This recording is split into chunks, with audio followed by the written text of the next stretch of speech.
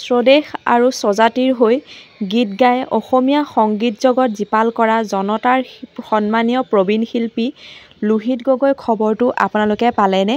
এইমাত্ৰ আহিল লোহিত গগৈ এটা অতি দুখবৰ। হয় বন্ধু বান্ধৱীসকল, তেখেতৰ এই খবৰটো পাই সঁচাকৈ খুবেই দুখ লাগিল। শিল্পী লোহিত গগৈ ডাঙৰীয়া বৰ্তমান তেওঁ অসুস্থ।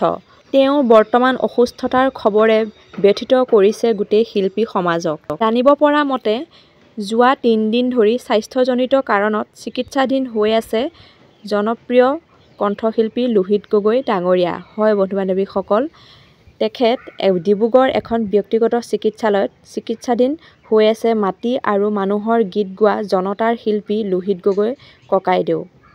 অনবৰতে অসমীয়া সমাজখনৰ অতীত আৰু ভৱিষ্যতৰ স্বৰূপটোক নিৰীক্ষণ কৰি গীত ৰচনা কৰি কথাৰে সুৰেৰে সজাই নিজ কণ্ঠত থিতাপি দি সকলোকে সতৰ্ক কৰি দিব খোজা অন্যতম এজন জনতাৰ শিল্পী হৈছে লোহিত গগৈ ককাইদেউ। তেখেতৰ খবৰটো পাই সঁচাকৈ বহুত দুখ লাগিল আৰু ভগৱানৰ ওচৰত প্ৰাৰ্থনা কৰিছোঁ তেখেত যাতে সোনকালে সুস্থ হৈ উঠক আৰু ককাইদেউ আশু আৰোগ্য কামনা কৰিলোঁ।